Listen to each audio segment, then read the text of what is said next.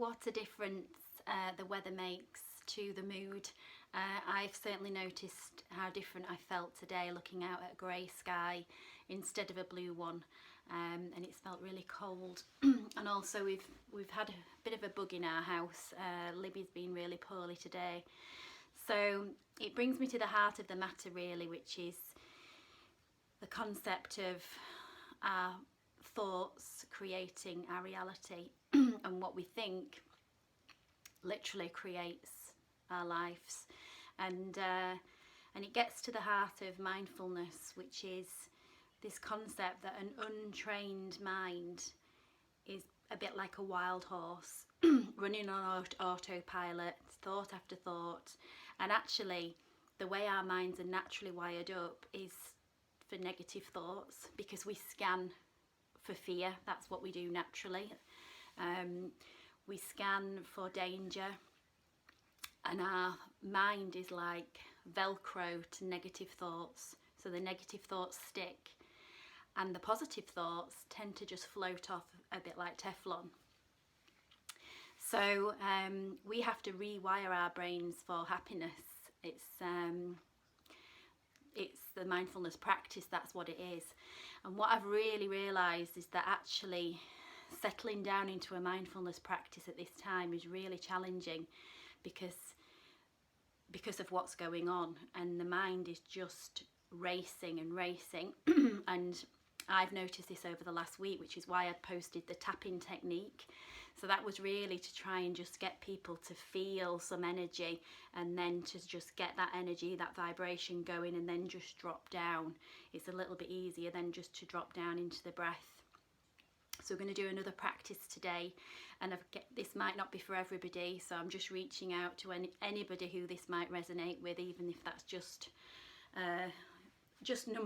one, or maybe I'm just doing it for myself because it helps, makes me feel good that I'm sharing. And what I would say is this tool and this ability to rewire the brain is like an antidote to what's going on, this fear, this frozen panic that we find ourselves in if the mind is left to just continue on autopilot. And it's an antidote to that worry and that stress. So for any of you who've already got a mindfulness practice, you may realise that it's more challenging at this time than it normally is. I certainly am. And for those of you who want to use this as an opportunity to cultivate a practice, you'll find it hard, because it seems really simple, because all we're going to do is pay attention to our breath and bring our awareness inwards, and then you realise how tough that is when you start to do it. But what I would say is, before we start, is that you can't fail at this practice. This is not mindfulness perfect. So if you sit down and pay attention and bring your awareness inside, and your mind's going all over and it's distracted everywhere, then that's when, as soon as you notice that's happening, that's you doing the practice. So it doesn't matter if you sit down and your mind wanders 1,000 times. Every time you notice that the mind's not on your breath and you're able to bring it back, that's the practice. That's thickening the prefrontal cortex, the dorsolateral region of the front brain, that intellectual part of the brain that we're trying to build for awareness and attention. So at the moment we're really reacting from the hindbrain, that stress reaction.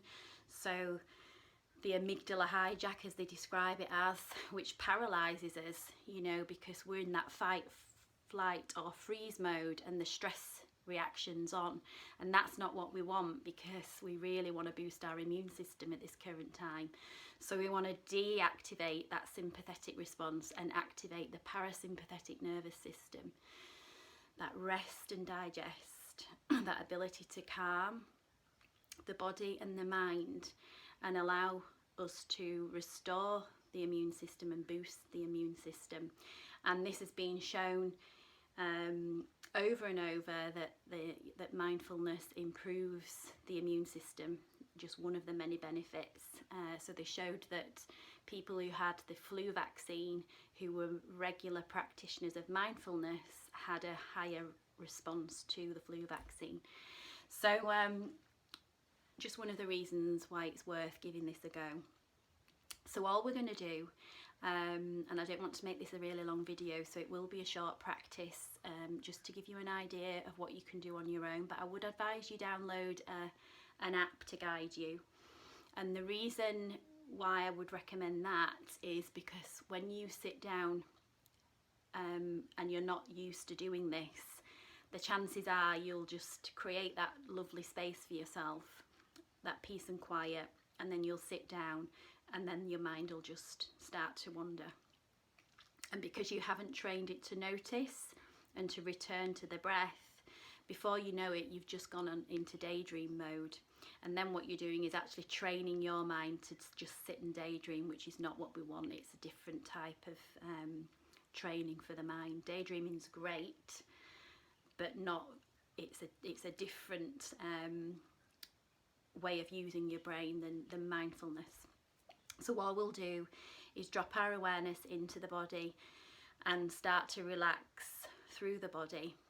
And then we'll start to pay attention to the breath, inhaling and exhaling through the nose. The reason we do that is to slow down the nervous system. So we're signaling to the vagus nerve, which activates throughout the whole of the body, reaches all the organs of the body, and it's giving that signal to the body that it's safe to just relax. And we're cultivating the ability to be in the moment. So we start to pay attention to the breath.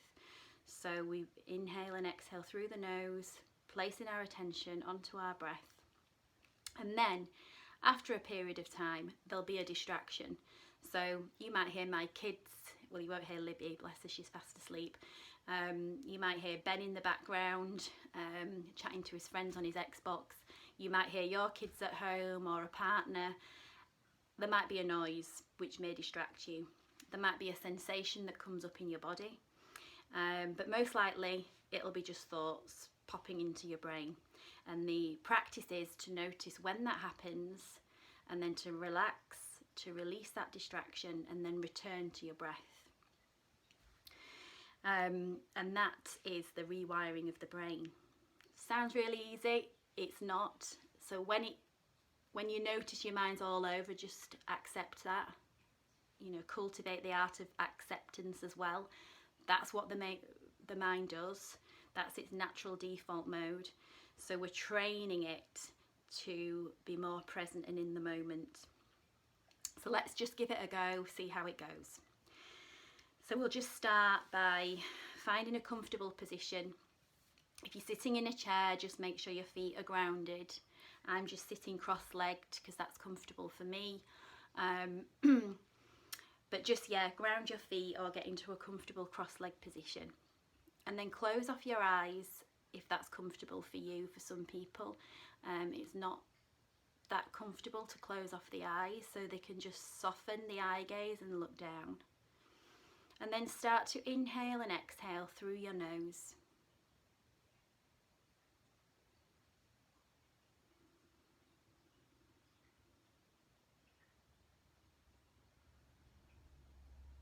And just bring your awareness to all the muscles that support your eyes, all those tiny muscles, and just try and soften and relax them. Right into the eyeballs.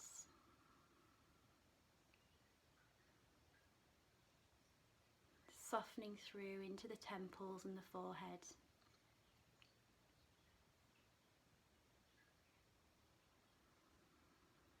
Relaxing down into your cheeks, softening your mouth, relaxing your lips, allowing the tongue to just feel heavy in your mouth and release any tension in your jaw.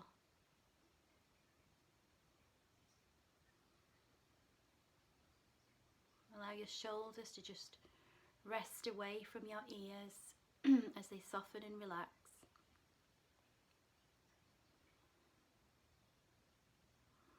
And allow your spine to lengthen so the crown of the head moves up towards the sky. And the tailbone moves down, so you want an upright, dignified posture. So we're signalling to the body that it's alert and awake during the practice, but at the same time we're softening all the muscles that support the back. So it's upright and dignified, but soft and relaxed at the same time.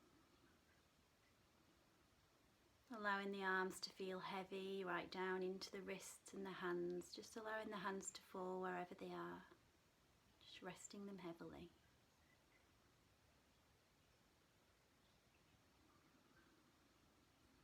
Bring your awareness into your chest, noticing the rise and fall of your chest with your breath, and just bring a softness to this whole area.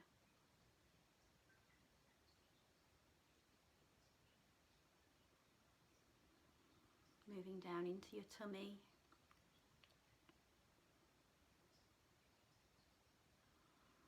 down into your hips.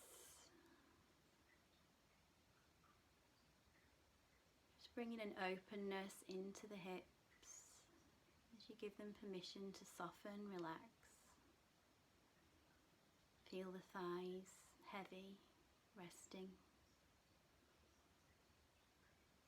The knees, shins and calves, ankles, feet,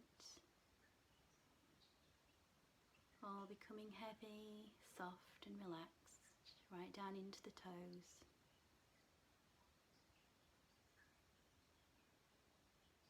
And just take a moment to hold the whole of your body in awareness. And as you've brought this attention into your body, if any anxiety has arisen, just observe it without judgment. So we're not turning away from any emotions that come up. We're just trying to hold them in our awareness.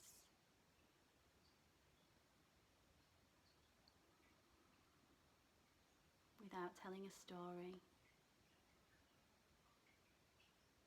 And let's try now and place all our attention onto our breath.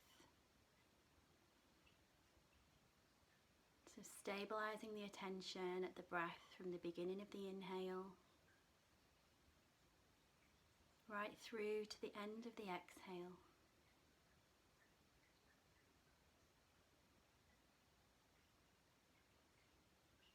Even being aware of the space between the inhale and the exhale.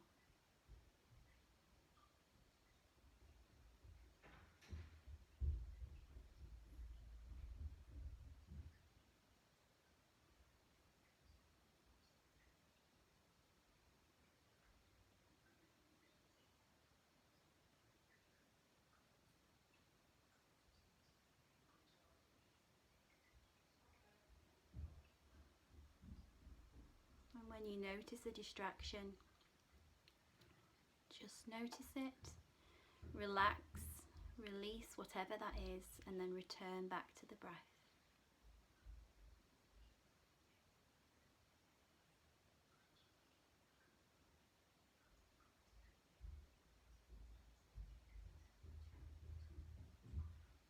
So really experiencing your breath. We're not conceptualizing the breath or judging it. We're literally experiencing the duration of the inhale, the exhale, and the space in between.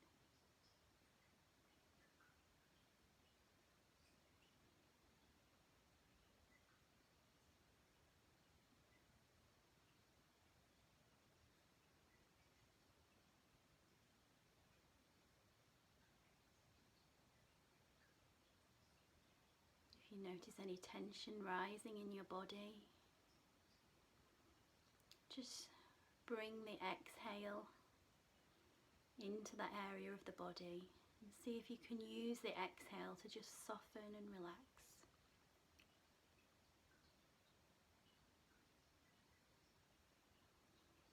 If you find yourself becoming sleepy, just lift up through the spine,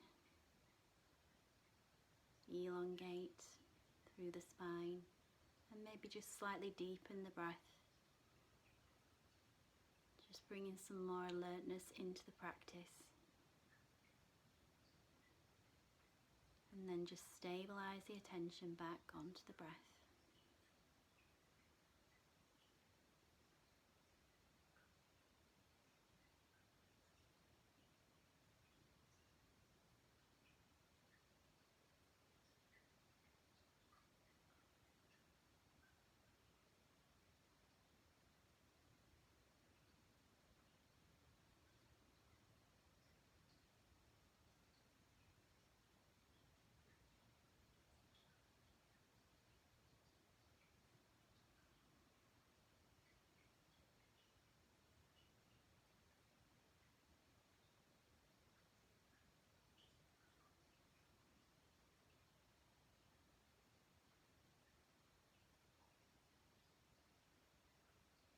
Remember, it doesn't matter how many times the mind wanders, just noticing and returning to the breath over and over.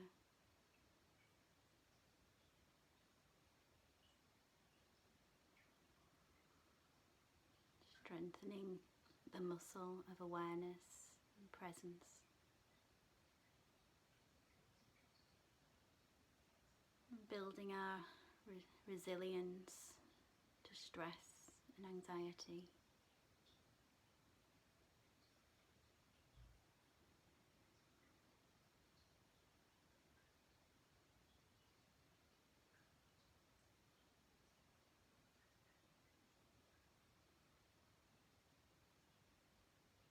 So we'll just get ready to release the practice. So when you're ready, just coming back into the room and gently opening your eyes. Just take a moment to notice how you feel after the practice.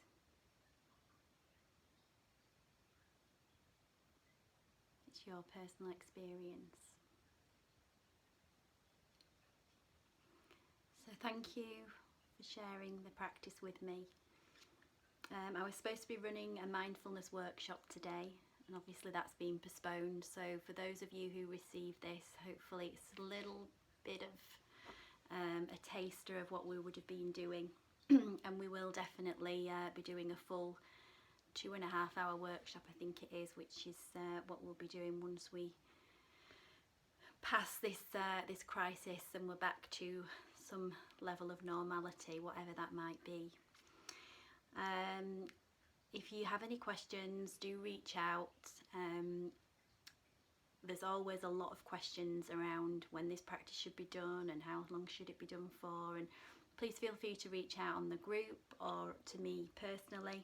I'm happy to share what I know, because I know I'm very passionate about teaching this tool and not putting you off, because I was presented with this opportunity to get my head around mindfulness over 10 years ago, and it just didn't resonate with me at all. And boy, do I wish that I'd got my head around it back then, because it would have transformed my life then, the way it did many years later. So I'll leave it there, guys. Please look after yourself and stay connected. Namaste.